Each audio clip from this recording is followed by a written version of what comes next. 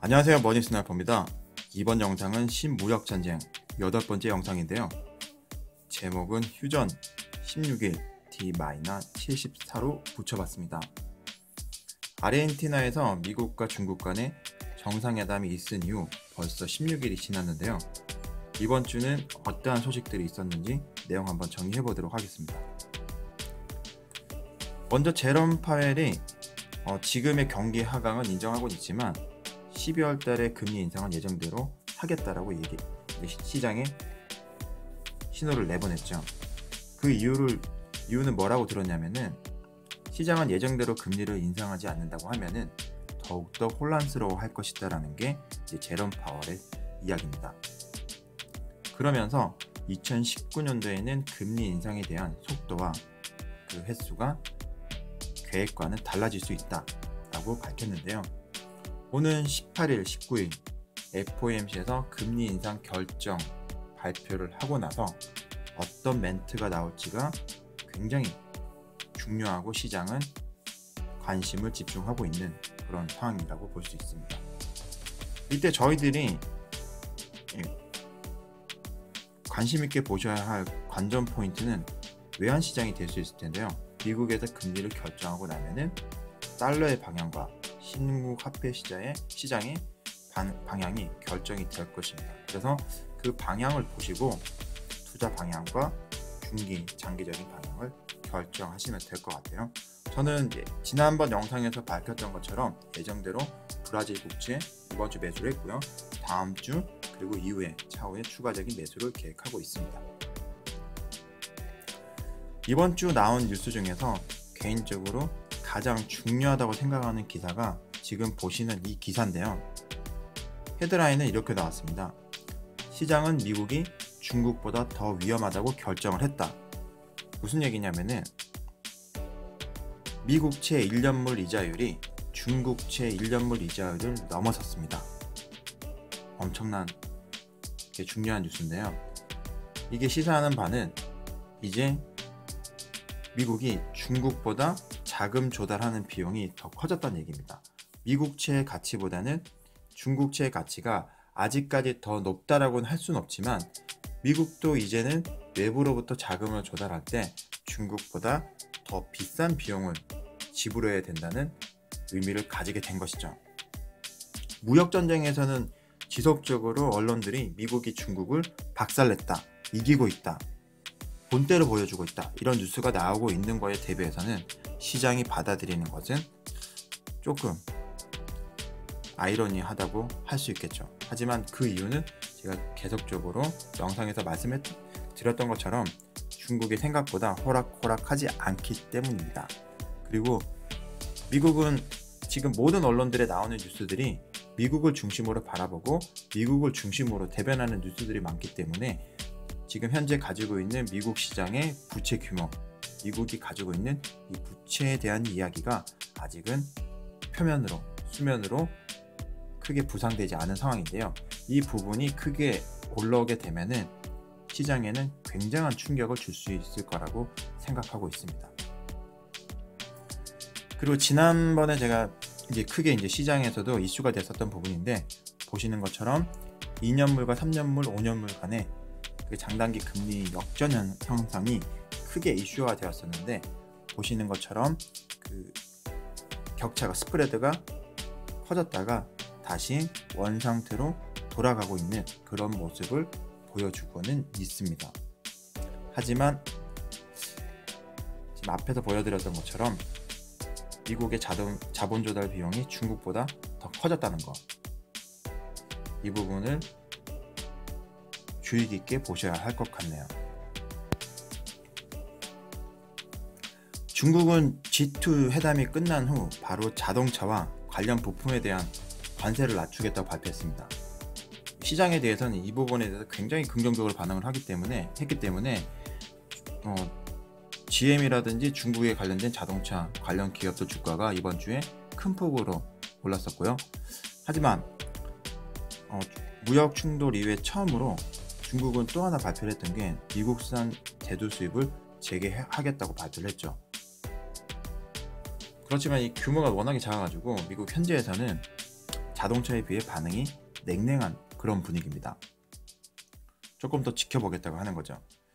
그렇게 이제 농가에서도 얘기하는 게 실제 항구에 정박되어 있는 중국의 배들도 보이지도 않고 지금 받고 있는 정부 보조금도 보조금 규모가 중국이 수입하는 수입량보다 훨씬 더 이득이다, 이렇게 판단을 하고 있는 거죠. 그리고 실제 미국산 대두 가격이 너무나 많이 지금 하락한 상태이기 때문에 지금 이 상태로 무역이 재개된다고 하더라도 미국 농가에서는 크게 반기지 않는 그런 분위기입니다. 그리고 지금 중국에서는 이번 무역 전쟁을 계기로 남미 시장에 대해서 굉장히 좋은 지금 관계를 형성하고 있는데요. 미국에서는 이 시장 자체를 이제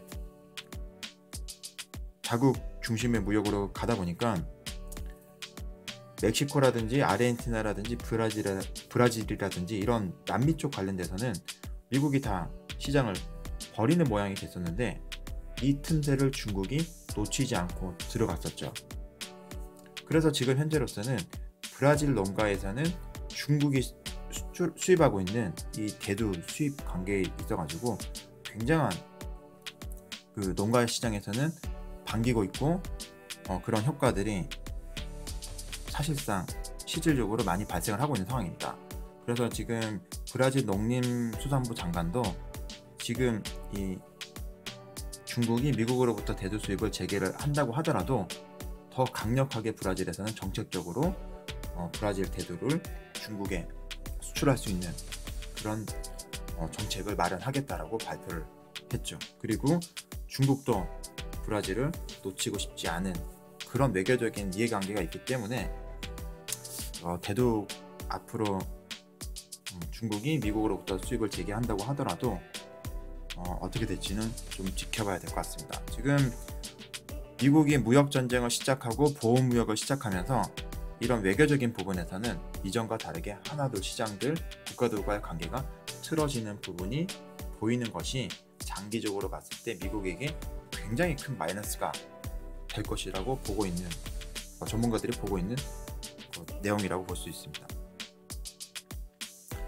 이런 가운데 이번 주에 또 나온 주목해볼 만한 뉴스 중에 하나가 뭐냐면은 보잉사가 창사 이후 처음으로 미국 이외의 국가에서 비행기를 완성해서 인도하는 일이 중국에서 일어났습니다. 기종은 보잉 737이었는데요.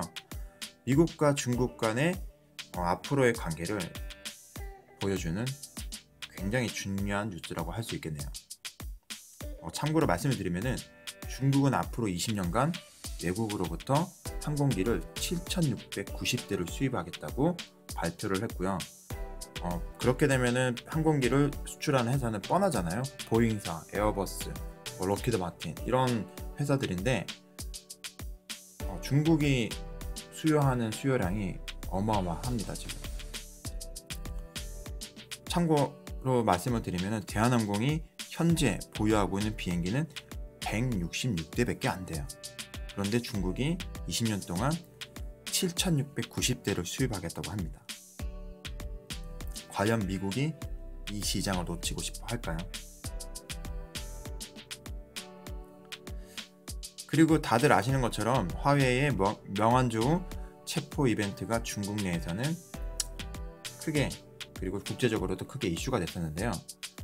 오히려 이제 이게 좀 역풍이 될 수 있는 그런 상황이 됐기 때문에 트럼프도 나서서 진정시키는 분위기였고, 미국 중국에서도 이런 부분은 조금 이렇게 내부적으로 단속하는 듯한 분위기였는데, 지금 중국에서는 이번 화웨이 사건으로 인해서 미국 제품 불매 운동, 그리고 캐나다 구스 제품 불매 운동, 이런 이제 미국 제품 불매 운동으로 확산되는 조짐을 보이고 있습니다.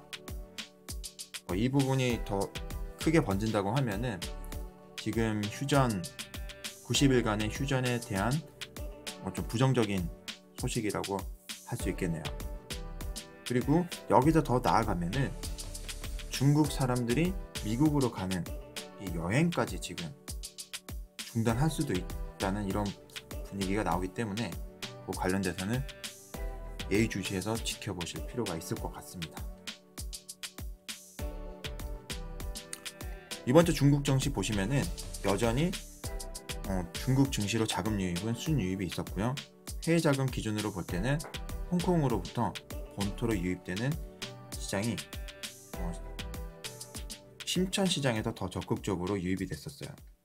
그리고 중국 증시에서 순유입 상위 10개 종목을 10개 기업을 보시게 되면은 이게 5일간의 기업인데요. 보시면은 중국 건축, 중국 중차, 중국 철도건설, 3일중공업, 중국 교통건설, 중국 중철 다 건설사들 중심이고요. 여기서 낙양 몰리브덴 그리고 보리부동산, 낭적그룹 하나는 저희가 거래를 할 수 없는 기업이고요. 그리고 또 하나 눈에 띄는 종목이 중국 석유화학이 올라와 있습니다. 이렇게 5일간의 수익 유입액 상위 10개 종목이 이전과 좀 달랐던 점은 뭐냐면은 보시는 것처럼 상해 시장의 종목들이 1등부터 10등까지 랭크된 것이 조금 특이한 상황이네요. 보통은 상해 종목과 심천 종목이 교차해서 들어가는데 이번에는 상해의 10개 종목, 그것도 건설사 중심으로 그리고 철도회사 중심으로 들어간 것이 눈에 띕니다. 국내 증시를 보시면은 기관 중심으로는 지수를 방어하는 모양이었고요. 외인들은 순매도를 하면서 지난번과 연속해서 계속적으로 시장에서는 조금씩 빠져나가는 그런 모습을 보이고는 있습니다. 하지만 그 속도는 이전에 비해서 조금 많이 줄어든 모양이고요. 지난번 제가 2019년 정부 예산 관련 영상에서 말씀드렸던 것처럼 수소자동차 관련 주가 급등하는 모습을 보여줬고요. 그리고 바이오 관련돼서는 삼성바이오 거래 재개됐지만 다시 그 내부 분식, 고위 분식에 대해서 조사하겠다라고 뉴스는 나왔죠. 그런데 여기서 지금 삼성바이오 같은 경우는 계속적으로 말씀드리는 게 삼성바이오뿐만이 아니고 삼성물산, 삼성전자는 접근을 안 하시는 게 좋은데 지금 이번에 또 하나 뉴스가 떴어요. 이게 뭐냐면은 경남제약 같은 경우는 과징금 4천만 원을 맞았는데 상장 폐지가 돼버렸어요. 경남제약은 레몬씨로 유명한 회사인데요. 지금 다들 이전에 저희가 광고에서 항상 봤었죠. 그 회사가, 그 기업이 이제는 상장 폐지 결정이 나가지고 실제 거래가 안 됩니다. 그렇지만 삼성바이오 같은 경우는 4조 5천억이라는 분식을 하고도 거래는 재개되었죠. 그리고 과징금은 80억이라는 과징금을 맞았는데 경남제약은 상장이 폐지되고 삼성바이오는 살려줬다. 이런 지금 여론이 형성이 되면서 굉장히 지금 안 좋은 분위기로 흘러갑니다. 그래서 지금 삼성과 관련된 삼성바이오, 삼성물산, 그리고 제일모직, 그리고 삼성전자 이 기업들 개인적으로 주식을 접근을 하실 때는 상당히 조심해서 접근하실 필요가 있을 것 같으세요. 그리고 셀트리온 같은 경우도 지금 분식회계 오랜 기간 동안에 이 부분에 대해서 많은 분들이 의구심을 제기를 했었죠. 셀트리온과 셀트리온 헬스케어. 그래서 이 부분도 바이오 관련돼서는 이쪽 부분이 지난주에 안 좋았고요. 앞으로도 조금 조심해서 접근하실 필요가 있으실 것 같네요. 예, 지금 제가 방금 말씀드렸던 내년도 관련돼서 국내 주식 좀 방향 잡아보고자 한다고 하시면은 제가 지난주에 올려드렸던 2019년 정부 예산 확정에 따른 투자 힌트라는 제목으로 올린 영상이 있는데 이 영상 참고해서 보시면 될 것 같습니다.